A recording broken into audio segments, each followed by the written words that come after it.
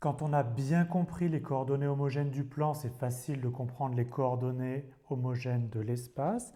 Qu'est-ce que c'est que les coordonnées homogènes de l'espace? C'est la donnée de 4 nombres réels, x, y, z et w, qui ne doivent pas être tous les 4 nuls en même temps.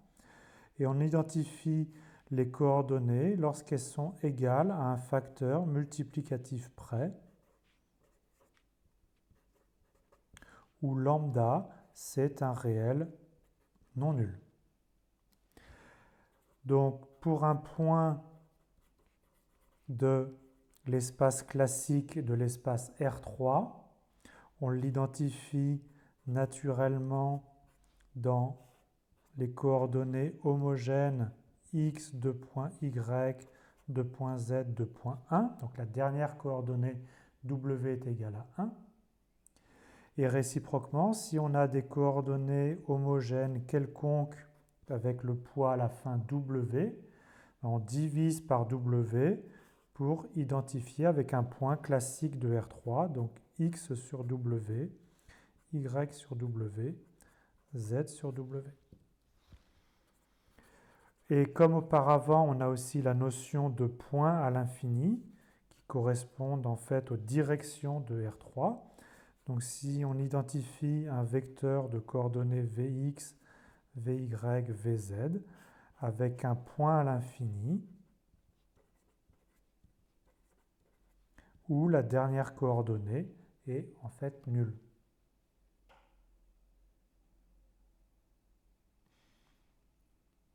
Nous allons voir que les coordonnées homogènes permettent d'exprimer facilement les transformations affines. Donc on rappelle ce que c'est qu'une transformation affine de l'espace R3 dans lui-même. C'est une application qui a un vecteur de R3x, associe donc un autre vecteur y, qui est donc l'image de x, et qui est définie par ax plus t, où A, c'est donc une matrice de taille 3, et T, correspond à une translation, donc T, c'est un vecteur, ici colonne de taille 3, autrement dit, c'est une matrice avec 3 lignes et une seule colonne. La difficulté avec cette expression, c'est quand on cherche à composer plusieurs transformations affines, le fait qu'il y ait une translation, ça pose des problèmes et ça complique les calculs. Donc on va donner une version homogène de la fonction f. Donc on va prendre à la place des coordonnées de x dans R3, on va prendre ces coordonnées homogènes que je vais noter xh.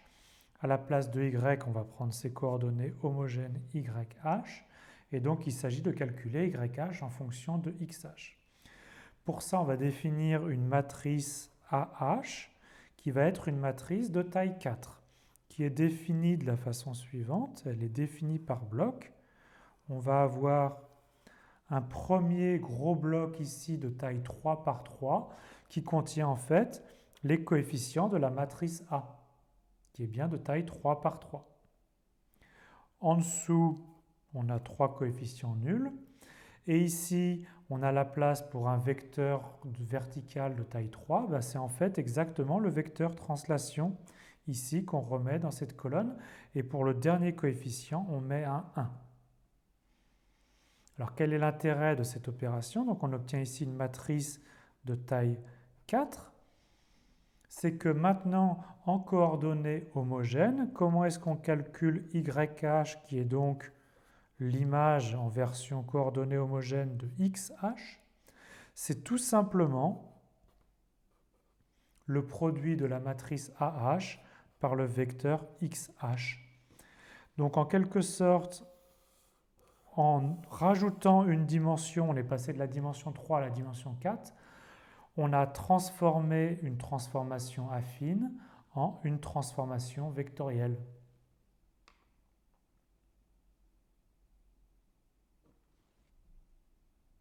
Les calculs en coordonnées homogènes sont très faciles à mettre en œuvre. On nous donne ici une transformation affine de R3 de la forme AX, on associe AX plus T, où A c'est cette matrice-là et T c'est ce vecteur translation-là. Et pour un vecteur X qui est ici, on nous demande de calculer son image par petit f. Alors bien évidemment, C'est très facile de faire les calculs directement avec cette formule, mais nous, ce qu'on va faire, c'est les calculs avec les coordonnées homogènes. Donc on commence par transformer x en coordonnées homogènes. Donc on s'est passé des coordonnées affines aux coordonnées homogènes. Je vais les écrire sous la forme d'un vecteur vertical, mais c'est 4, moins 2, 3. Et puis le poids W, je prends tout simplement 1. Maintenant, il faut faire la version homogène de cette transformation affine à l'aide d'une seule matrice qui encode à la fois la multiplication par A et la translation par T. Donc on a une matrice ici de taille 4. On le construit par bloc. Dans le premier bloc 3, 3, on reporte tout simplement les coefficients de A.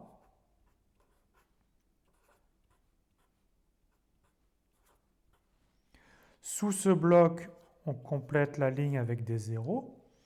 Ici, on ajoute le vecteur translation T.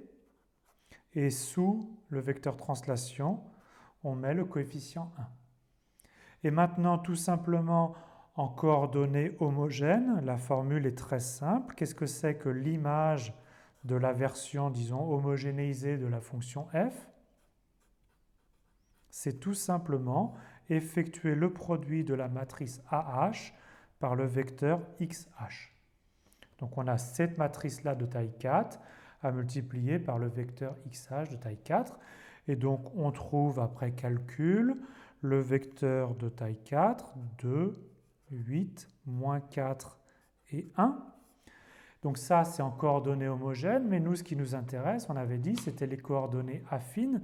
Donc il faut repartir de ce vecteur-là et le retransformer en un vecteur en coordonnées affines. Tout simplement, comme le poids est 1, ça revient à prendre juste les 3 premiers coefficients. Et donc en version affine, le résultat, c'est 2, 8, moins 4. Je vous encourage à bien sûr vérifier les calculs en faisant directement la vérification avec les coordonnées affines.